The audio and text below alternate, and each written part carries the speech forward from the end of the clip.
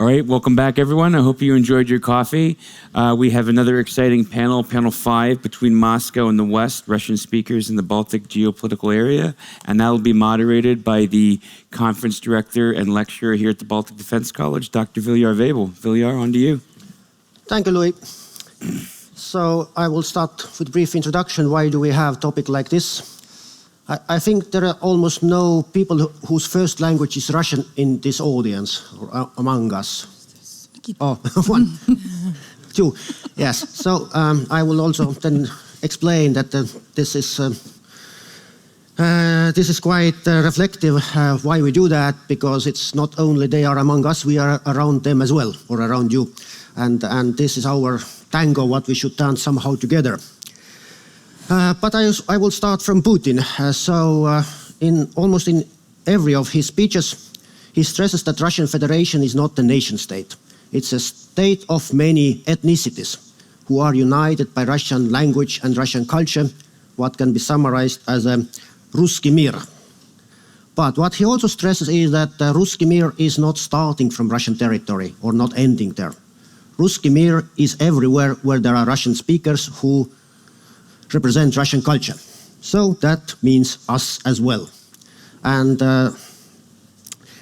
what Putin also says that he feels committed and responsible for developing and protecting this Ruski Mir, even if it is outside Russian territory. Mm-hmm. So that all, of course, make us a little bit worried about what his motivations are, what can we expect from Russian leadership.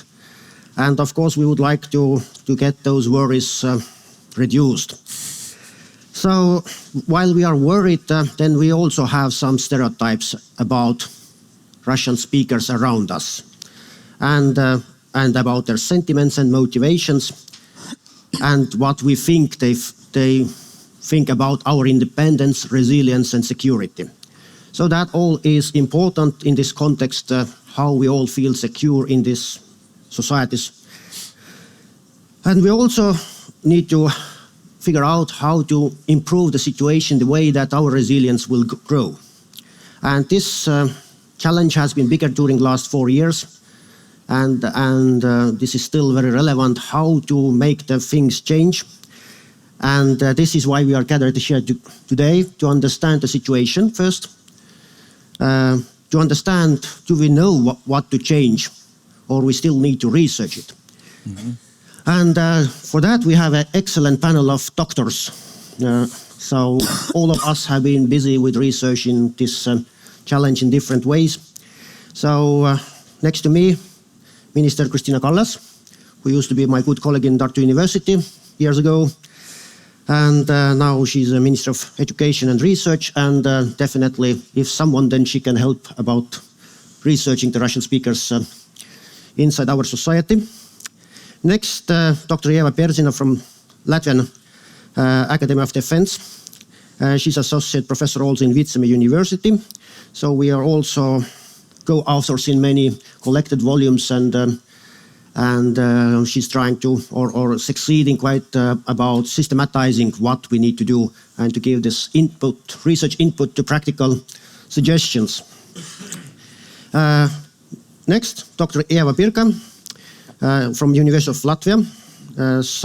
She's also committed to the research and will definitely show some interesting trends and slides to you today, and trying to maybe make us better understand what groups inside the Russian speakers we have, what kind of background they have, and how that can work for us. And we have also with us Associate Professor Stefano Braghiroli from Skytte Institute in Tartu. Why Stefano is here is that he can give us the outsider's look. So the Italian look, and he has been here more than a decade, and maybe he can also give us some good hints. It's because quite often we all see the things from our perspective. And the Russian speakers see from their perspective, and the local Estonians or Latvians see from their perspective. But Stefano is here to give the outsider's view. Without further longer speeches, I will now hand over to I will explain also a little bit how we do it.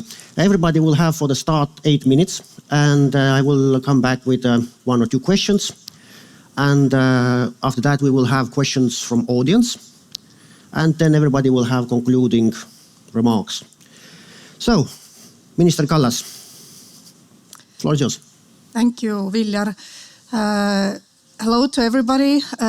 Indeed, I have been doing research on the question of Russian speakers outside of the Russian Federation for most of my scientific career. I have been minister for past 3 years, so I'm not a politician. I'm actually coming from academia on loan to politics, hoping to go back to academia after my loan time is over in this job. But as a Minister of Education, I, by chance, but not only by chance, I ended up in a situation where I am responsible for conducting the biggest reform I think we have done in education system also in Latvia, which is a full transition of Russian language-based education into Estonian language of instruction. And it's a big reform. I'm going to mention it only just a little bit because I want to start from I know the audience here are not Estonians or Latvians, so maybe I need to put something into the context when it comes to the Russian speakers. Because when Soviet Union collapsed in 1991, there were 25 million people who identified themselves as Russians or as Russian speakers that lived outside of the sovereign territory of Russian Federation. 25 million. So, and Russian Federation, Viljar mentioned it in his introduction, at the beginning in 1990s, and even today, I would say, was struggling with definition of the Russian nation because it has been an imperial state ever since the beginning of its history, and it has not been traditionally in any phase of history as a traditional nation state. It has not had a chance in history redefining itself as a nation state. And in 1991, when Russia started going through this process of redefining itself as a nation state, it really struggled with the definition of what it means and who is Russian and who is not, because there are 25 million people who identify themselves as Russians outside of the sovereign borders, what is internationally recognized as a Russian Federation, and at the same time, inside of the sovereign borders of the Russian Federation, you have a huge variety of ethnicities, and big part, a little bit less than half of the Russian Federation population don't identify themselves as ethnic Russians. So there has been a huge challenge for the Russian Federation to identify themselves as a nation state, and what they eventually ended up with a definition of what you mentioned as a Ruski Mir, which is that Russian nation is defined not in ethnic terms, it is defined in civilizational terms, which unites them based on a language and Orthodox religion. And that's how they ended up defining the Russian nation. And that's resulted in a point that all these 25 million Russians outside of the Russian Federation became part of the Russian nation, the definition of the Russian nation. But the problem with this was that the nations that hosted those 25 million Russians became feeling very unstable when it comes to that you have a neighboring country that claims part of your population as being part of their nation. So putting sovereign rights over those people, claiming them to be part of your national identity or your national definition of your nation. And it's not only that Estonia or Latvia or Kazakhstan or Ukraine or Moldova felt threatened by the Russian regime by putting claims on part of their population.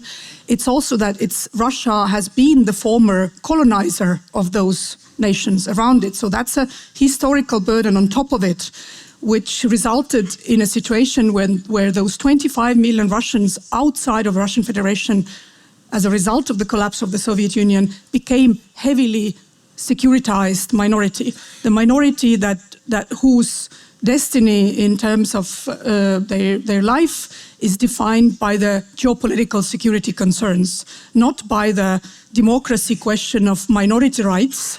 This minority rights question became completely secondary to the geopolitical issues, and that's because Russia has put a claim. Russia is not the only country that has put a claim on the fellow nationals outside of their own territory. Hungary, for example, has done it. And Serbia is doing it, putting claims on a population outside of their sovereign territories, and this always has resulted in geopolitical conflicts when a nation puts a claim on people outside of its own territory. Look at Kosovo question, look at the Hungarian question of Hungarians outside of the territory of Hungary. It's always results in a geopolitical conflict. So that's a context where the Russian minority in Latvia and in Estonia is operating, or in Ukraine, or in Moldova, or in Kazakhstan. And in case of policies of those nation states, like Estonia, for example, how do you deal with a question of securitized minority? You know, you have this democratic state where you need to integrate the minority, you need to give them rights, you need to give them linguistic rights, cultural rights, even political rights, because that's what the democracy requires from you, right? But at the same time, you know that the more democratic rights you give them, the more your security will be threatened by this.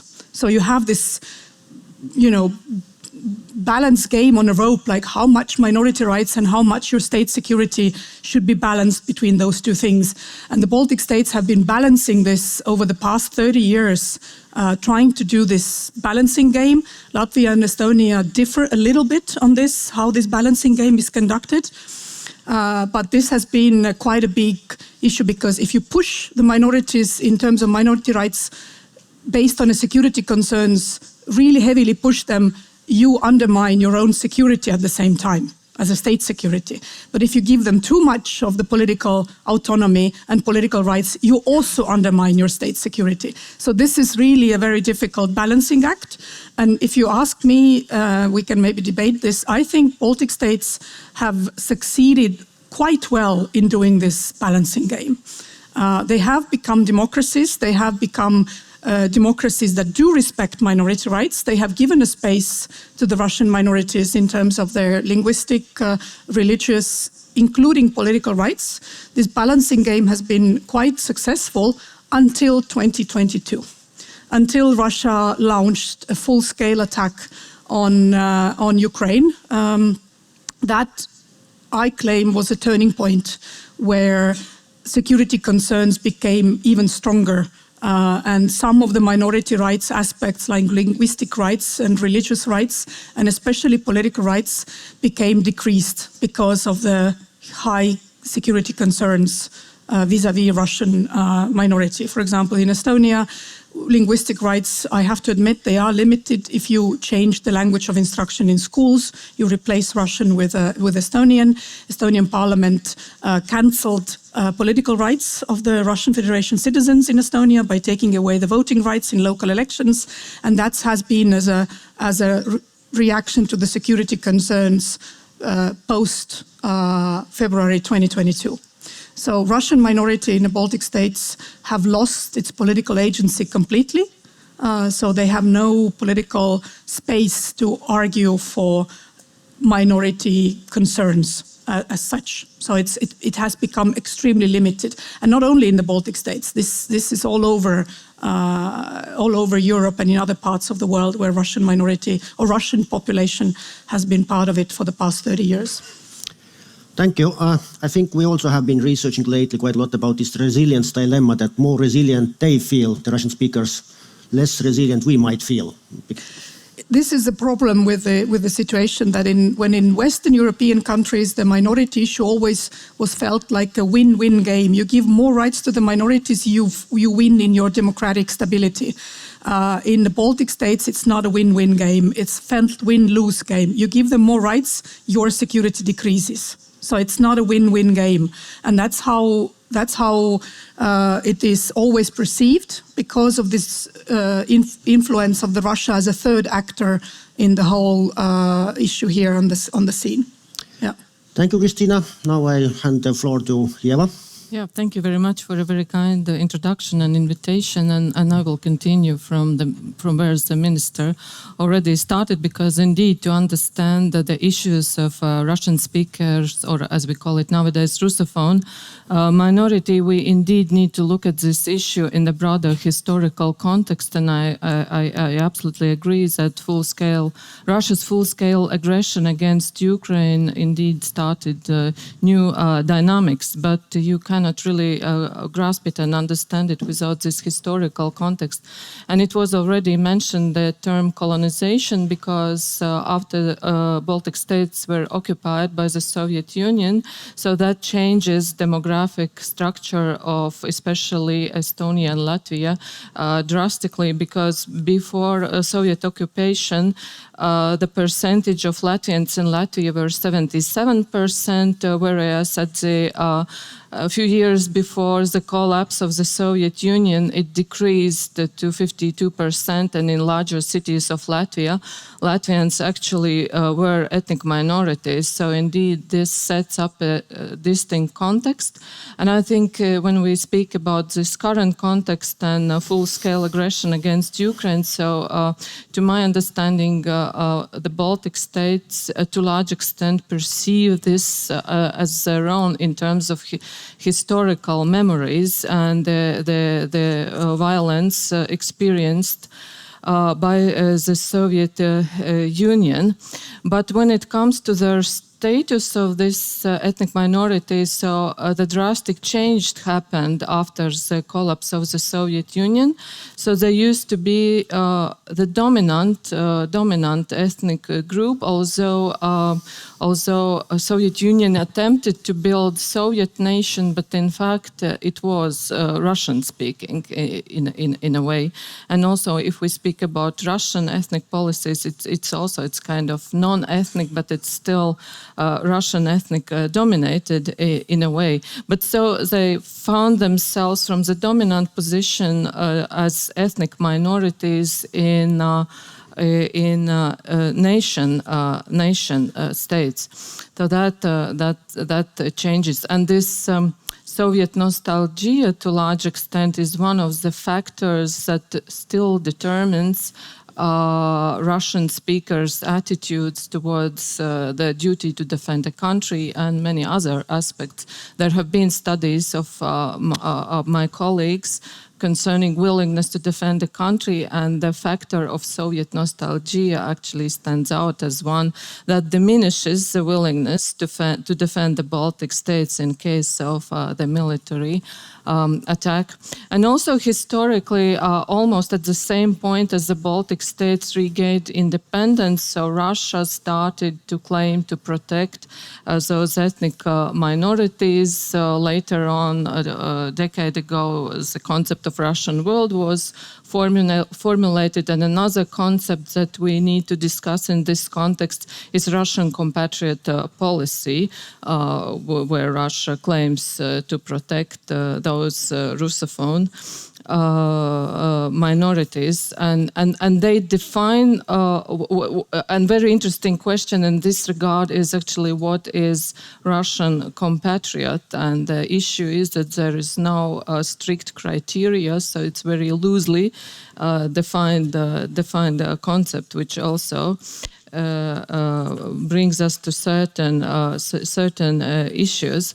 So this relationship with ethnic minority in the Baltic states, so it historically, it used to be there are three players in it all the time. And in 1990s, Roger Brubaker used the concept triadic nexus to describe it. And by this concept, he means a triangular relationship between national minorities, the newly nationalizing states in which they live, and the external national homelands to which they belong or can be construed as belonging by ethno-cultural affinities, so not by legal citizenship. But again, but this concept raises many questions. And I think one of the issues is to what extent we perceive this group as subject or object in a way. So Russia claims to protect them, but how many of this group actually consider themselves as being Russian compatriots? Because in Latvia we know that the number of people who would consider themselves being Russian patriots, we measure those data, this number has dropped from 12% in 2008 to around 2% in 2024. So this, so it's very interesting also to investigate this group, and I think colleagues later on will show some interesting data. But what is also essential that during the 3 decades of the independence of the Baltic states, the fourth actor also has come into place, which is the European Union. And in 2024, Russian speakers admitted that 90%, almost all of them, has a sense of belonging to Latvia. Probably mainly because it is their homeland, the land where they have been given birth or lived all their life. But then the 59% also has this sense of belonging to the European Union. 24% still has a sense of belonging to the Soviet Union, and only 10% has a sense of belonging to Russia. And doing some in-depth interviews with Russian-speaking youth in last couple years, one trend that stands out, and which is also confirmed not by our studies but also by studies of our colleagues, that Russian-speaking youth, although they probably maybe all those integration aspects already covered by ministers, they are indeed complicated. So although maybe they are not happy with everything taking place in Latvia in relation to national minorities, although they are more, their identities are more oriented towards Europe, and if they want to migrate from Latvia, most likely it would be in the western direction. So I guess probably I will stop here. Yes, thank you. Maybe one comment related. It's sometimes we can think about those people as the Russian speakers in Estonia and Latvia as people who are victims and the risk at the same time. We often think, as a locals, we think they are risk and they somehow enjoy it. But I have personally visited many families, and mostly they don't enjoy it. They are desperate, and that is what makes them complicated. And most of them are born already in independent Estonia or independent Latvia. So I also talked with several people who said that I'm claimed to be occupant, but I never lived in Soviet Union even. So I've been born in free Estonia. How can I be occupant? And that is something what we can like diversify them and also to understand the history is not punishing only us. It's sometimes very hard for them as well. Exactly. So Dr. Birka, the floor is yours. Thank you. Thank you. So I wanted to pick up what my colleagues have just said and give you a snapshot of what is the current thinking, what is the current situation, how do the Russians and Russian speakers in Riga and Tallinn feel and think. So my research projects that I currently work on don't really focus on Russians or Russian speakers as such, even though more than 10 years ago, I wrote my doctoral dissertation on Russian speaker integration in Latvia on their sense of belonging. What I do right now is I lead 2 large research projects at the University of Latvia that actually look at civilian resilience, civilian threat awareness and preparedness across the urban centers of the Baltic Sea region. And the other project looks at the willingness of the Baltic state citizens to actually engage in security structures and security environment protection.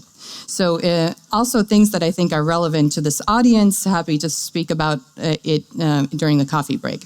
But because my research projects work with very large survey data, and we do have representative panels of titular speakers and then Russian speakers, I can give you a snapshot from these recent surveys of what the situation looks like.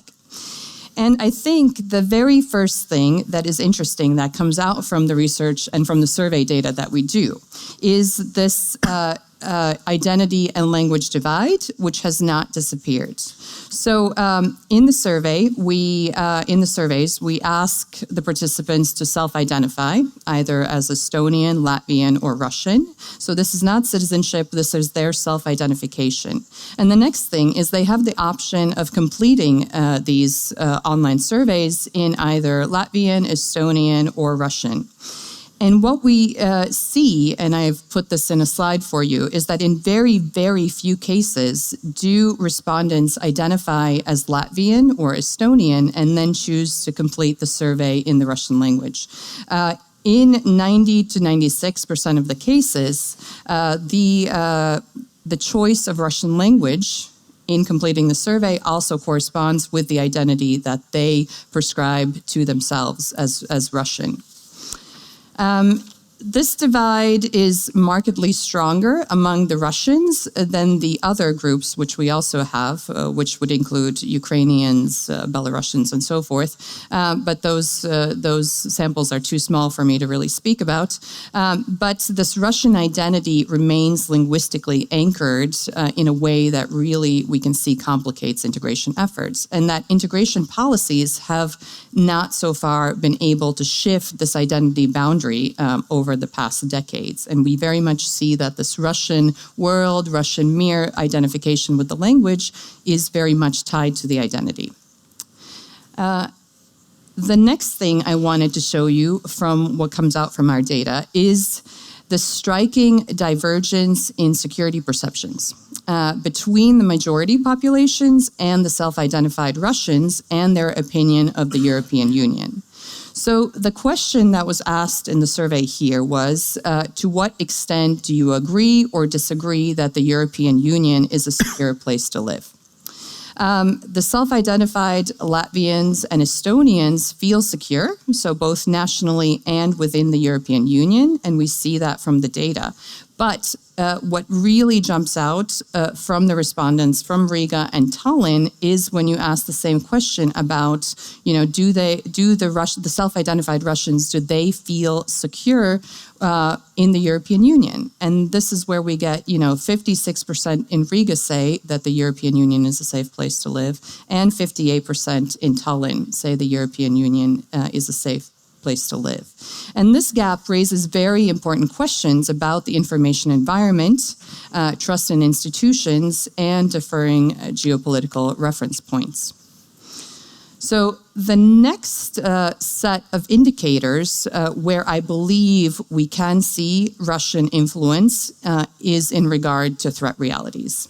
So as I said, my research project looks at what are the main threats that urban residents are worried about.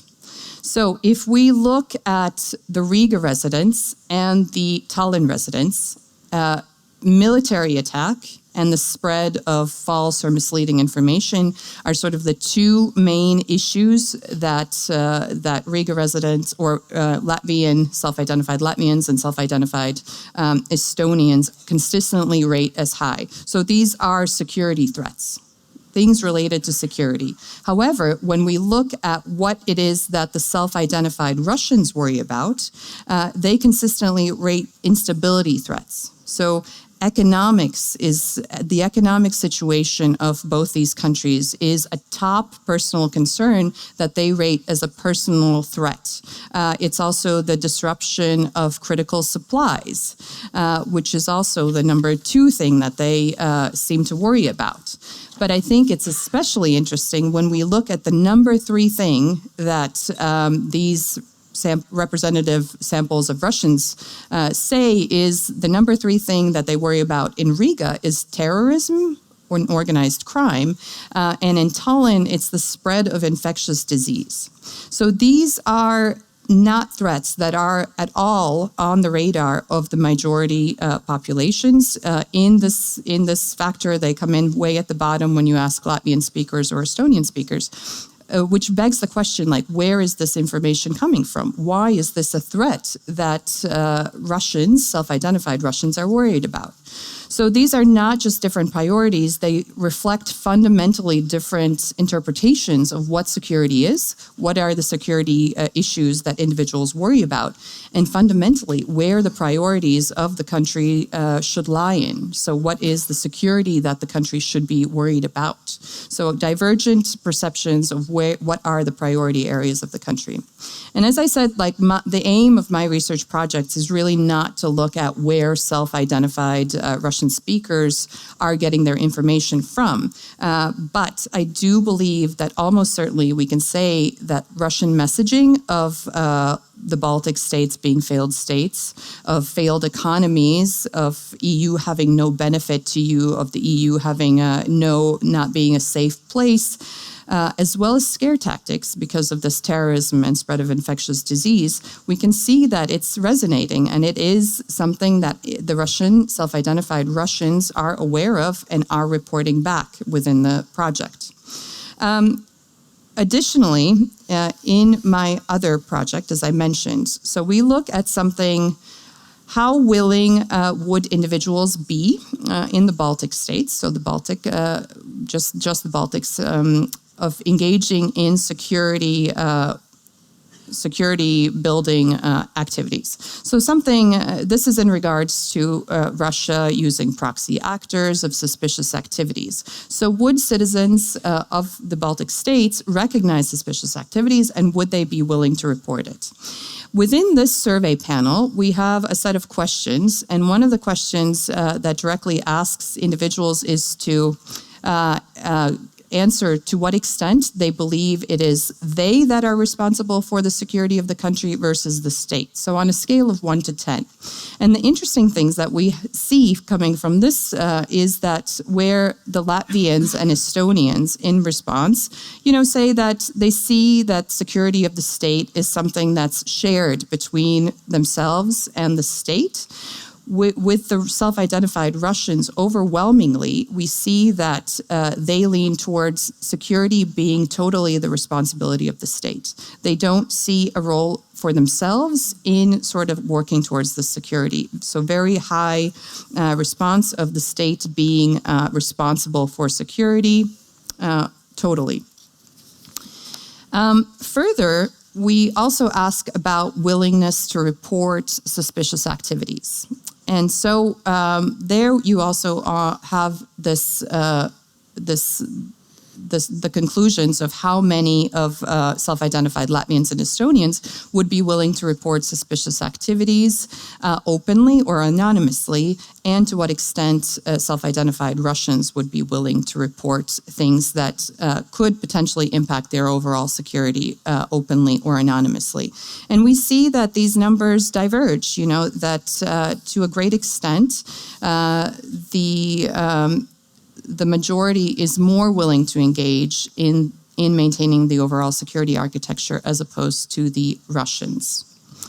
And finally, I will end with this. So one of the questions, which is specifically in regards to this reporting, and it touches on the overall theme of this panel, was the Russian speakers' opinions of NATO and so forth. So this is maybe one of the most difficult questions that we ask, and this is: would you be willing to report graffiti or writing of signs or slogans praising Russia or Belarus, or something that is against NATO or against Ukraine? And so we see that 70% of self-identified Latvians would be willing to report this to the state authorities, 60% of the self-identified Estonians, but only 37 to 42% of self-identified Russians would be willing to report. However, overall, I don't actually think this is a bad sign. So we have this significant minority, around 1/3, that is actually willing to engage in the security building behaviors, and that does self-identify more or less with the Western way of thinking, and is sort of on board with the way the majority with the majority opinion. So this group, I think, represents a critical strategic opportunity for integration and for resilience building in the region, because I think without getting the self-identified Russians involved in the resilience process, the Baltic states will have a hard time in securing their future. So, thank you. Thank you. I think Ieva stressed a very important variable here. I counted myself a couple of years ago when I did research that those people are self-proclaimed Russian speakers or Russians, because we did a test in that way that we asked them which ethnicity they have or nationality. And if they put it Russian, then we asked them to list about their grandparents. So which nationality their grandparents had. Mm-hmm. And usually it was only one Russian there, because it's Tatarians, Jewish, Ukrainians. As Putin said, it's an empire of 100 ethnicities. So it's interesting that you have 4 grandparents and only one of them is Russian, but you still think you're Russian. So that was the very surprising start. And I think the other variable which was also very interesting for us was the hate towards NATO. Estonians are also sometimes skeptical about EU, so are the local Russian speakers. But where you see a really big difference is when 80% of Estonian speakers are fully supporting NATO, then 80% of Russian speakers are very critical about NATO. And so there is the line. And so this is something what we can kind of research with a question that what to do with that. How can we be a successful NATO country and expect allies to feel safe here if we have those statistical numbers, because they're not lying. So thank you for your presentation, and now I hand over to Stefano. Yes, thank you so much. I'll try to chip in from where we got. And yes, I'll try to give my contribution, as you said, as a proud Italian Estonian, and as also someone who has been studying democratic resilience and societal polarization for quite some time. So I think one thing that we got also from yesterday's discussion is that in dangerous times, when we are faced basically with an aggressive neighbor, and certainly we are, cohesive or at least integrated societies are key for guaranteeing what we were discussing before. So ontological security and societal resilience. And this is even more relevant for countries which are not huge, as are all the 3 Baltic states. Why? Because without that, what we get basically is a dangerous triangulation. An increase of polarization, a crystallization of division, and by definition, societies and states, as we were saying, were becoming and can become more vulnerable. There is a much higher potential for external hijacking, and we know who the hijacker can be.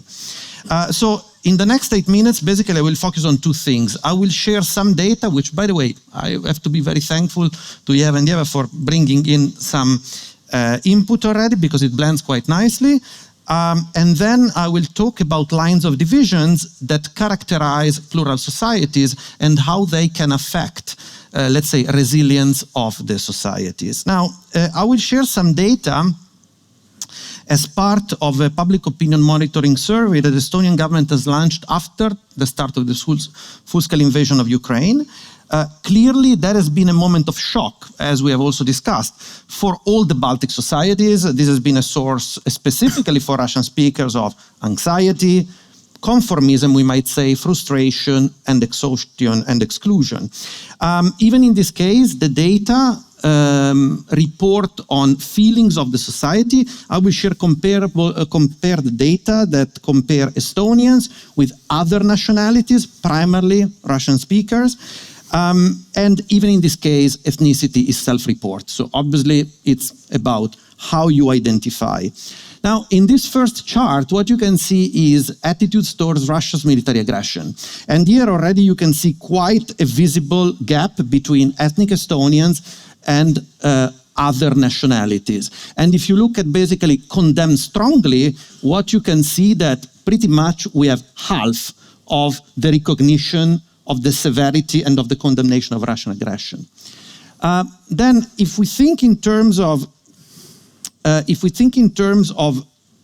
how do we frame and how do we respond to Russia's aggression, what we see is that in certain data, we see the same gap that we have witnessed before when it comes, for example, to military support for Ukraine. Military support for Ukraine is much supported by ethnic Estonians, much less by other nationalities.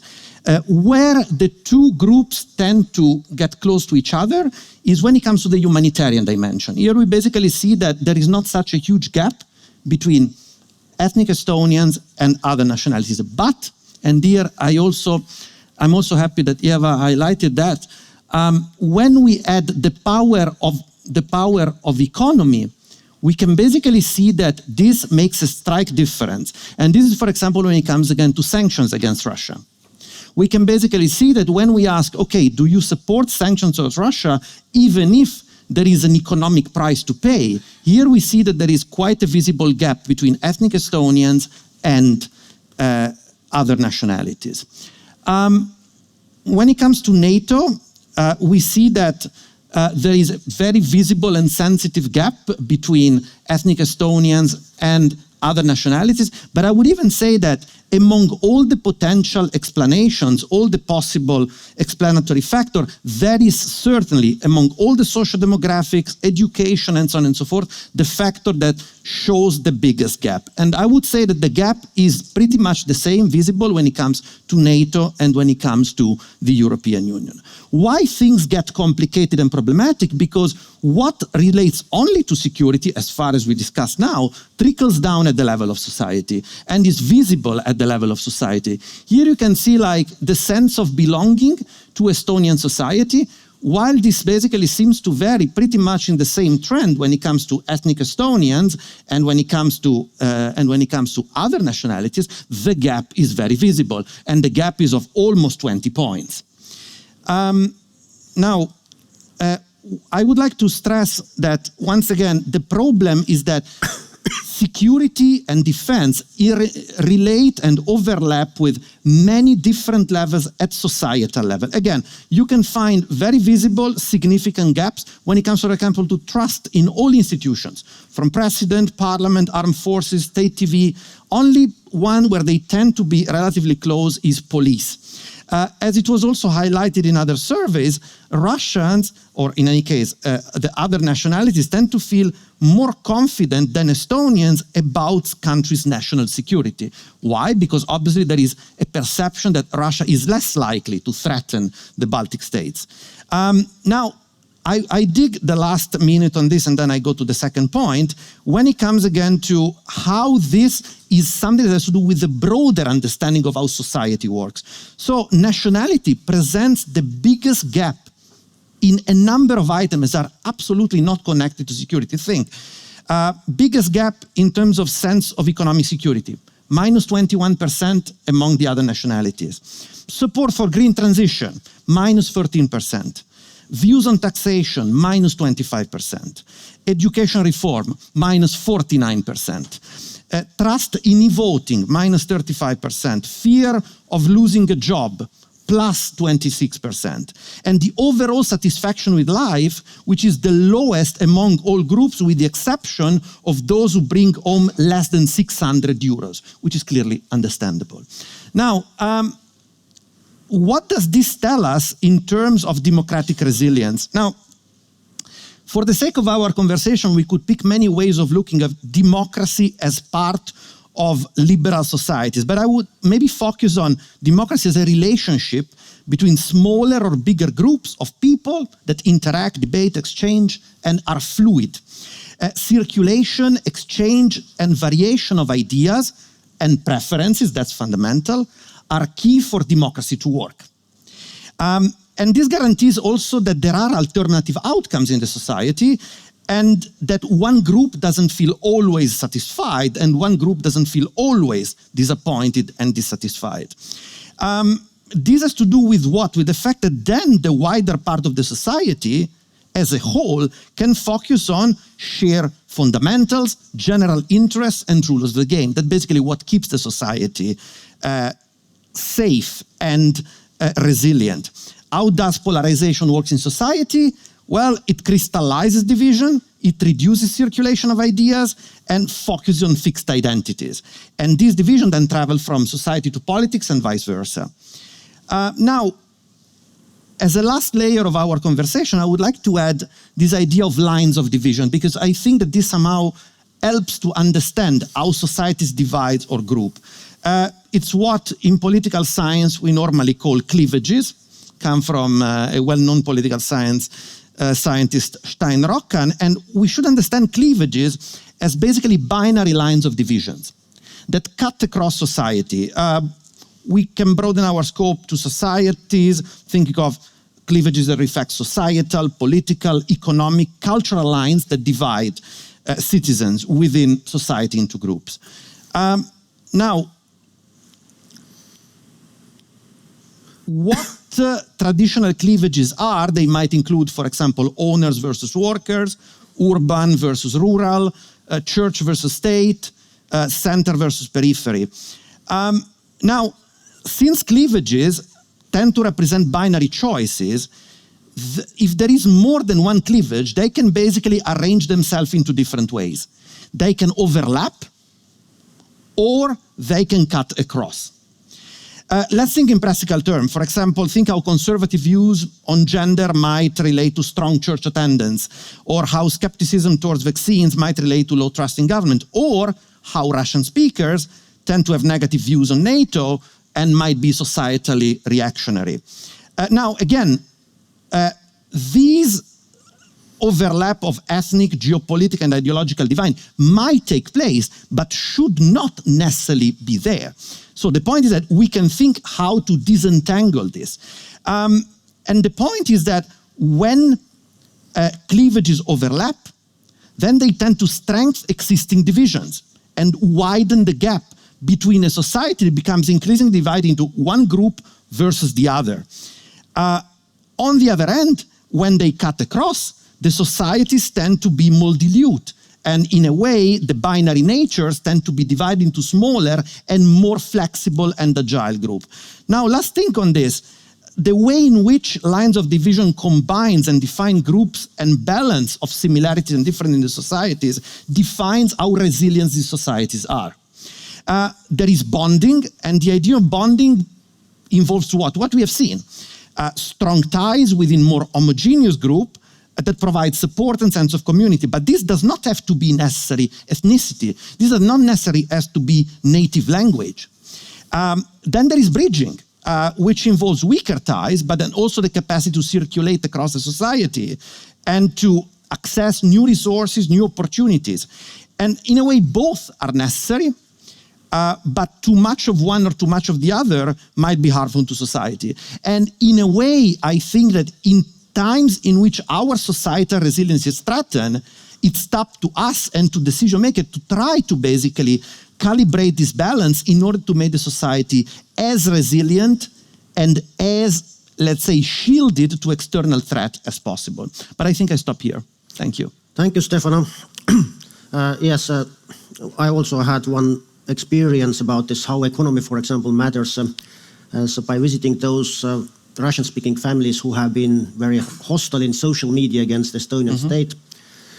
So what is the best method is you go to their homes and you look at two things, what they have in fridge and what they have in TV. Yep. And if TV is more appetizing than fridge, then most probably they are very angry. And if sometimes we are said that we need to have a food reserve for 7 days, those people really have a reserve to put food there, but no food. Their kids go in the morning to kindergarten to get a breakfast because they have almost nothing in the fridges. As Stefan also pointed, it's systematic. Their income is usually lower. Unemployment is higher. Depression is higher. And what usually was this, they said, I'm living in a poverty and it looks to me that my son will also live in poverty. So that's why I think maybe Putin is a good solution for this society. And what was also interesting about them, this now relates to our panel title, between Moscow and Brussels.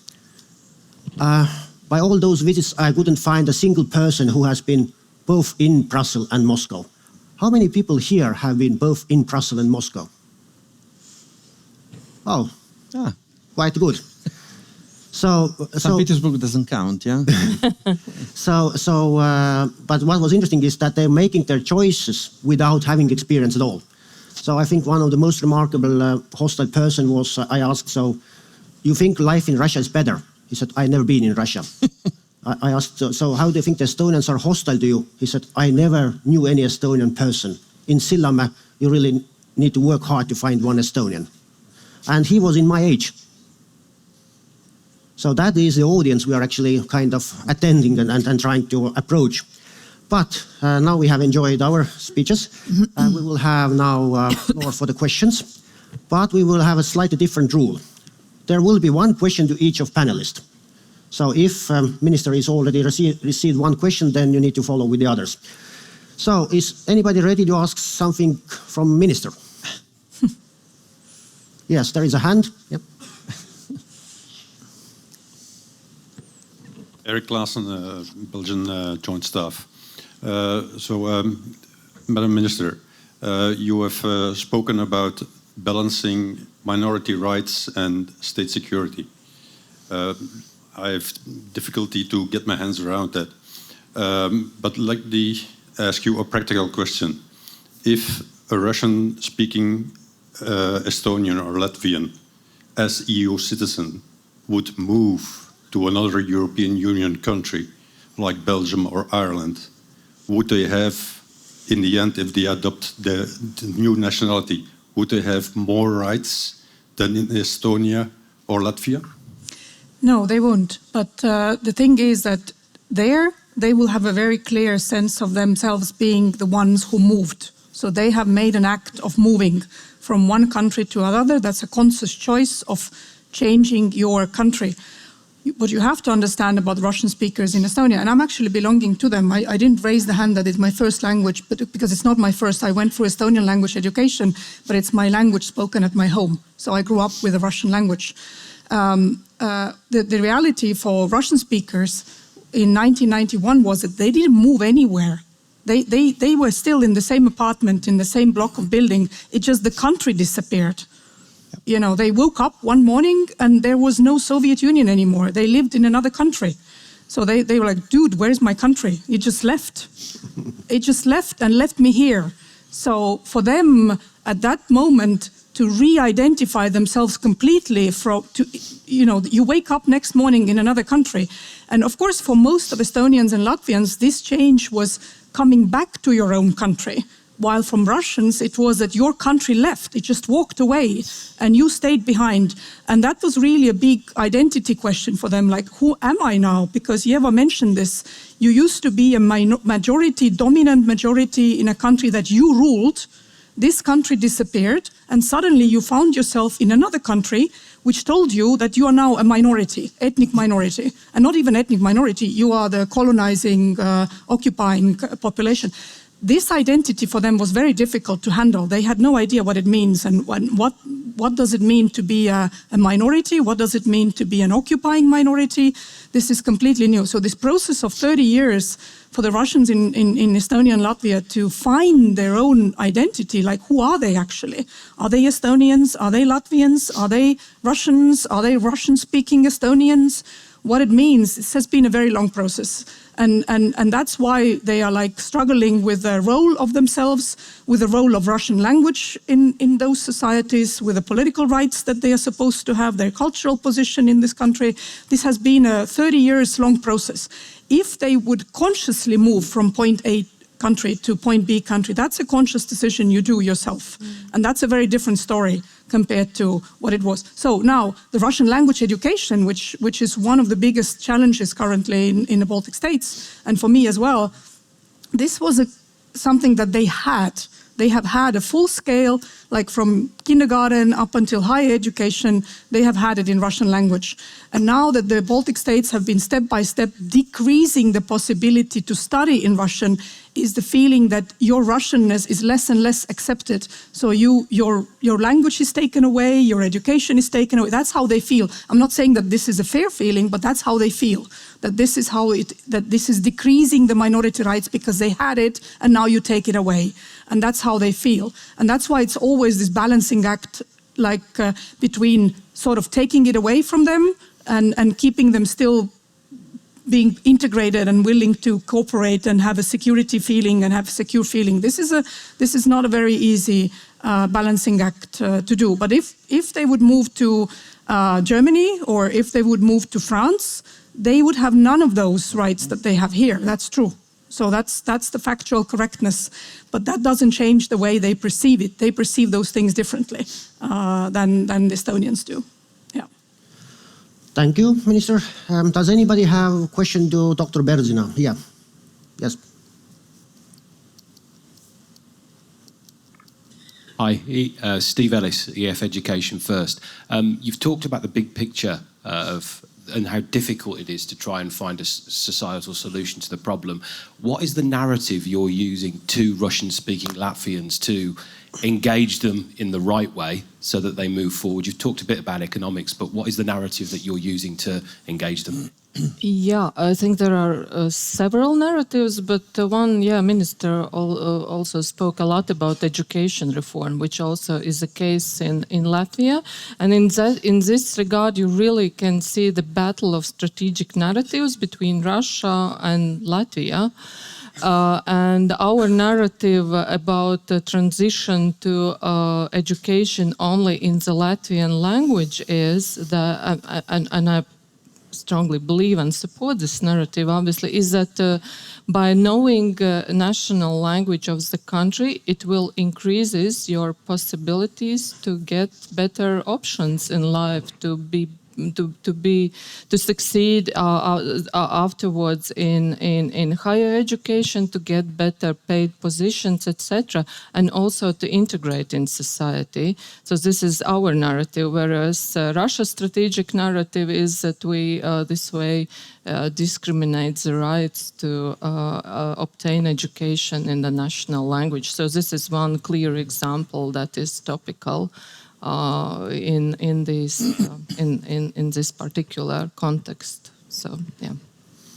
Thank you, Ieva.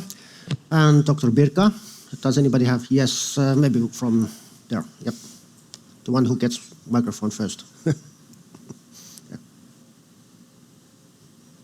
Thank you, Igor Gritsky, CDS Tallinn. Thank you for your presentation.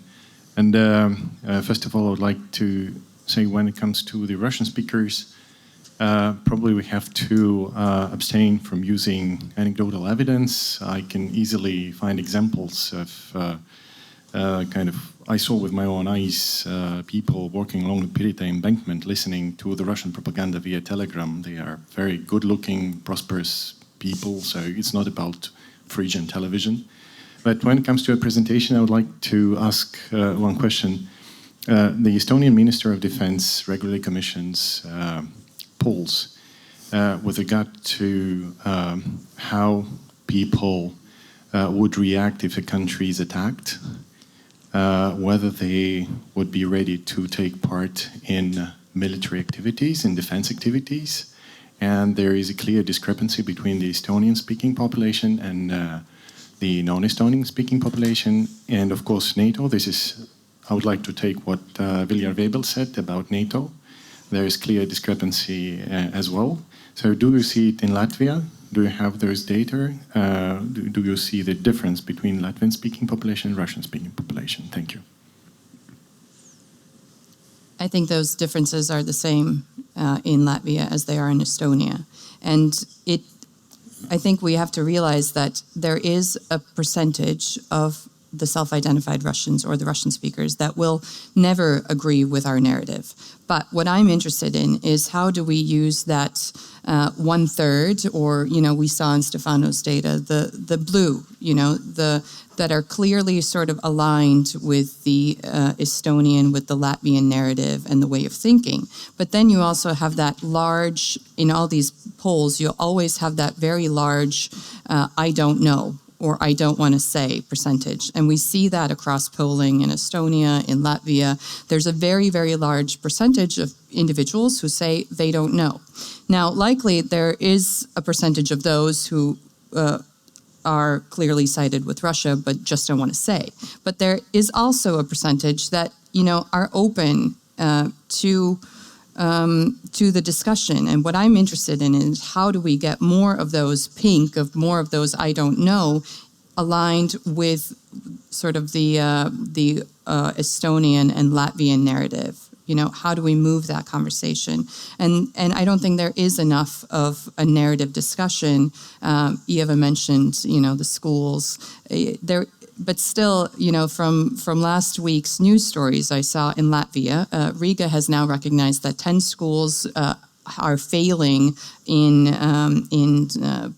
providing a Latvian environment or teaching Latvian to a sufficient level. What the conclusion was that those schools would be more monitored, you know? So it's more of this monitoring as opposed to like, what are we actually offering? Why are we not sending in the best, you know, Latvian teachers or sending in more of this, you know, Latvian narrative? How do we actually move those opinions? But yes, the survey data is quite similar in Estonia and Latvia. Thank you, Ieva. And a question to Dr. Braghiroli. There is one, yes. Okay. Thank you. Mariana Makarova, Pragnet. And it's rather very common, in addition to the data that Stefano has shown, the support for NATO, what I would like to bring out is that if you look at the timeline a little bit further from 2023 into 22, it was 26% before the full-scale invasion.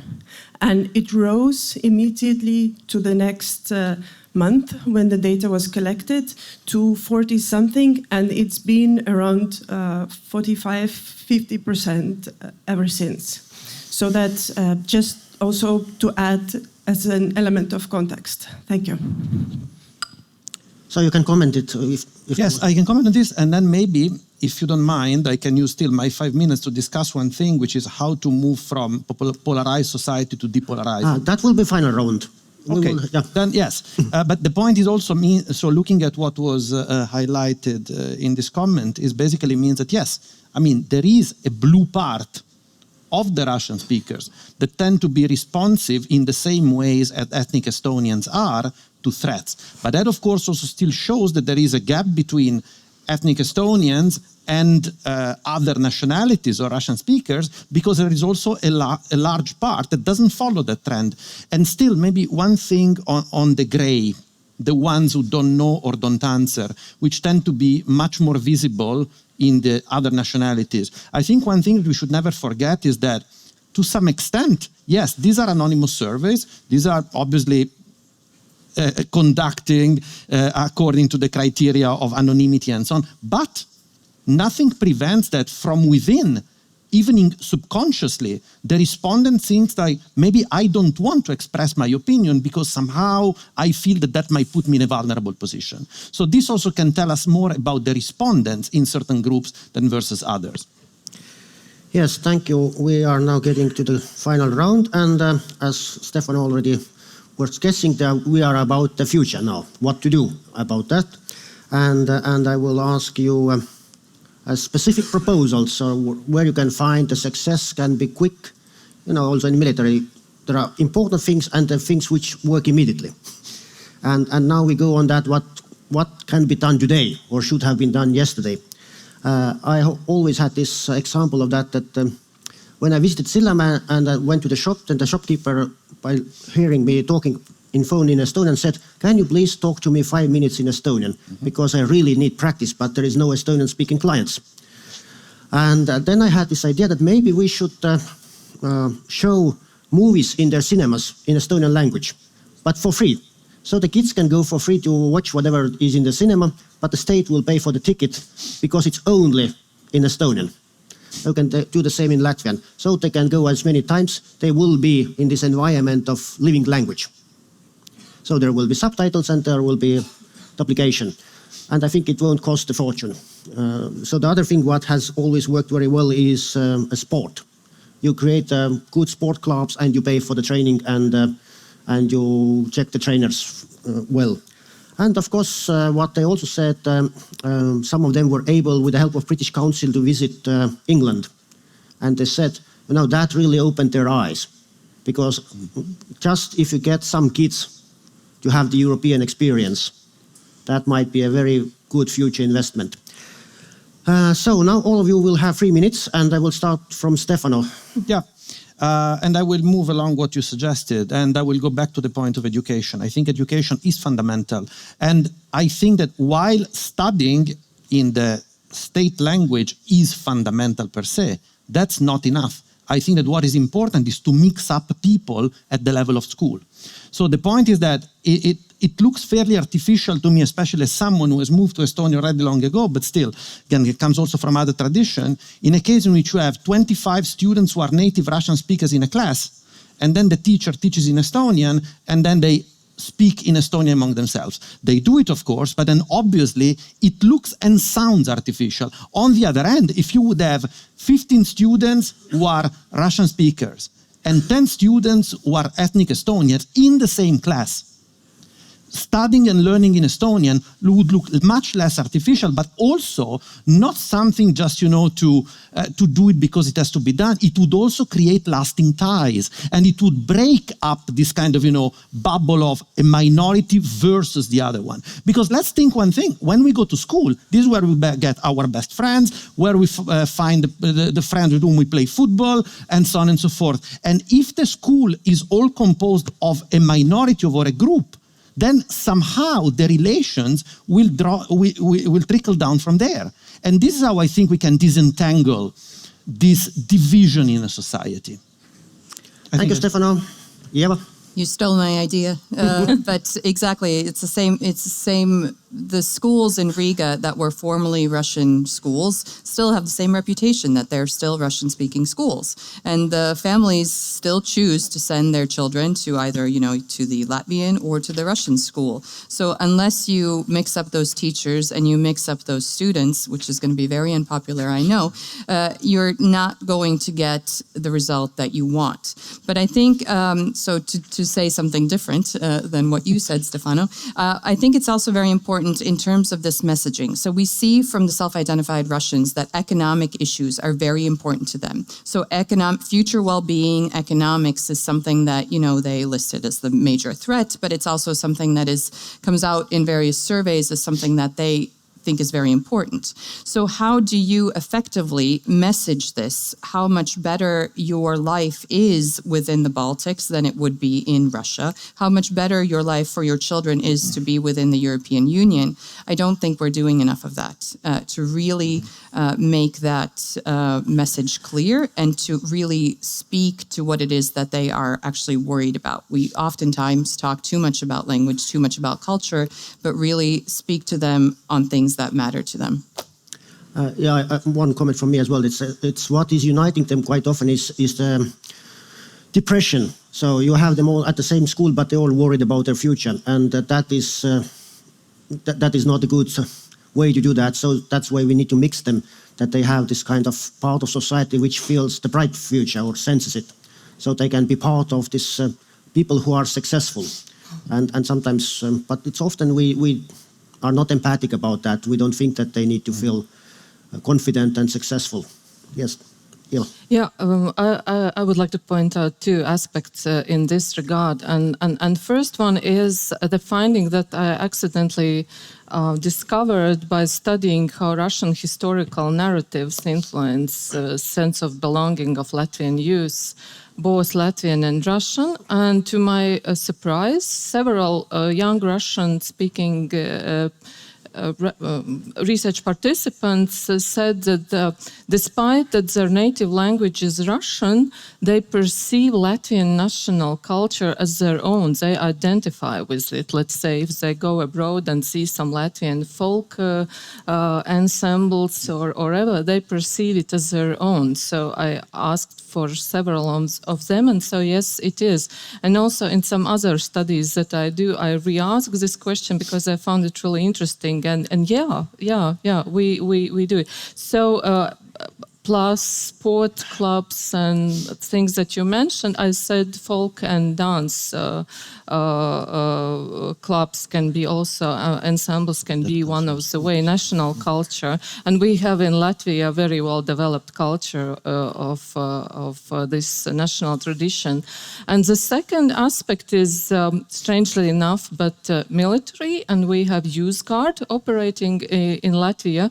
And also I have done several studies about Youth Guard, and interestingly enough, and I wanted to find out Russian-speaking respondents from Youth Guard, and in some occasions it was even difficult to identify them because they have integrated so much and spoken Latvian language, and military environment actually is the one that gives, and the way how Youth Guard operates in Latvia. So yeah, these two. Thank you, Eva. And the final words from Yes, Mr. regarding the mixing of Russian and Estonians into schools, I think in theory we all agree on this. In practice, it's impossible to do because there are no Estonians to mix with Russians in Narva. There are no Estonians to mix with Russians in Sillamäe. So you can't do this unless you just migrate them or colonize them and tell Estonians that they have to move to Narva because we need to mix, or move the Russians out from Narva to Tartu, and then you can do it. The geographical pattern of residence is, in Estonia at least, is ethnically defined. So you are residing in certain parts of the city in Tallinn, you reside in certain cities in Estonia, and it's very difficult to mix them. Where Estonians and Russians live mixed, the schools are already joined together. They already completely mixed schools.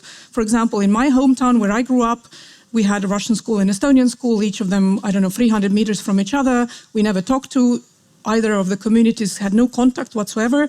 When I became a minister 3 years ago, the first decision I made was to join those two schools together. So local communities completely unhappy, so much fighting, so much anger with me personally because I made this decision. But that was the best decision I've ever made, I think, in this ministerial job. Put those two schools together. But you can't do this in Narva. You can't do this in Sillamäe. You can't do this in Tallinn because they live absolutely segregated in the residential areas where they are. So this is really a difficult challenge. And I also know that there are no quick fix solutions actually in integration because the history of 30 years or 35 years of integration has shown that even if the Baltic states, Estonia and Latvia, are doing really smart decisions in terms of integrating the Russian minority, you do 2 steps ahead and then boom, Bronze Soldier crisis happens or Russia invades Georgia and you have 1 step back again. Again, you have to retrace back some of the things because the geopolitical influence is immersed on the integration in the Baltic states. So again, 2 steps ahead and then again 1 step back. And in 2022, we did many steps back because of the security issue became actually a completely fundamental issue on this. And then is maybe one more aspect, if you may allow. In my research, if you compare Estonia and Latvia in terms of integration policies, we talked about the cleavages in a society, and we argue that on a grassroots level, the population of Russians and Estonians or Russians and Latvians should join more together. There should be less cleavages along the ethnic lines in the society. And then you look at the Latvian and Estonian experience, there are much less cleavages along ethnic lines in Latvia than there are in Estonia. So economic disparities of income in Latvia are much smaller than in Estonia. In Estonia, the income differential between Estonians and Russians is huge. Russians earn very little, Estonians earn very much. In Latvia, this cleavage is not that big. There is, but it's not that big. Interethnic marriages, 20% in Latvia, 5% in Estonia. So they don't live together, they don't marry, they don't have children together. So there is a huge segregation happening. And then Latvians speak much better Russian than Estonians do. Latvian Russians speak much better Latvian than the Russians in Estonia do. So linguistically, there is also less segregation in Latvia than in Estonia. And then you go on a political level in terms of integration and security policy. Latvia has much more securitized minority policy, much more stricter rules when it comes to the Russian minority, and Estonia has much more easier rules when it comes to the Russian minority. So where is the logic? Where is the logic? You have a less integrated society and much more easier policies. And then you go to the much more integrated society and much stricter policies when vis-a-vis to the Russian minority. So I don't want to argue that cleavages are helping to keep better integration policy. I don't want to put this argument, but this has always puzzled me, this question. Why is it like this? I'm a politician in Estonia who has no problem going around in media, in political campaigns, speaking Russian. I have no problem with that. I can do it everywhere. On a national TV, I did it once in a national press conference of the government, not an issue. Try to be a politician in Lithuania and go and speak Russian. Try to do that. It's a political suicide. So, and there are no Russian minorities significantly there. There is no security issue when it comes to the Russian minority as such. Yet the Russian language is heavily more securitized than it is here, where I can do it. I can have leaflets, I have posters, I do everything in Russian. I can do my Facebook posts in Russian. There's no problem with that at all. Nobody reacts. Yeah. It's absolutely fine. So Russian language is much less securitized here than it is in Lithuania, where there is no Russian minority problem at all. So this is just a question in terms of the cleavages that Stefano, you mentioned, because there is no correlation between bigger cleavages and less securitized minority situation. I think Madam Minister mentioned a very important thing that if we want integration, we need to reward those people who integrate. Yeah. It's quite often, I've heard people saying, oh, I don't know any Russian speaker who is now fluent in Estonian. And that was the case. There was one person next to that person who was actually ethnic Russian, half a life living in Russia, and now speaks completely pure Estonian language. So we have to find those people who integrate, and we have to use them to integrate the others. And we have to say thank you to them as well, because they help to reduce the risks. So that's all in your hands as well. Then when you see somebody really trying Estonian or Latvian language, but not very good yet, say some good words and they will continue. But as we can see, the time is up, and I at least had a very interesting panel. I hope we meet again, and then we meet sometimes again in some books or collected volumes. And I'm happy to invite you once again when it's possible. And floor back to you, Louis. All right, well, thank you, panelists. Thank you, Viljar. Ladies and gentlemen, please join me in a round of applause for our panelists and moderator. It is once again that time for coffee, but we still have a couple of copies of the Conference on Russia papers left. Feel free to pick one up. It's by the registration desk. Our next panel will start at 12:30, and I kindly ask you to be seated 2 minutes prior. Enjoy another break.